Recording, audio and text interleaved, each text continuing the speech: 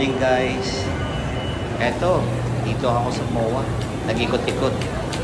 At maghahanap kami ng makakainan. So guys, samahan niyo kami.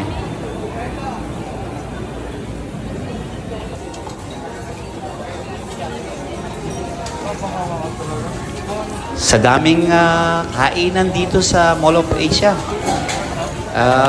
Dito kami napunta sa Japanese restaurant. Kaya ito, maraming kumakain. So, try natin to guys. Guys, yung pagkain nila rito, para sa akin, average lang. Kasi siguro hindi talaga to yung pagkain na hinahanap ko. But still good and delicious. Ayan guys, thank you again for watching.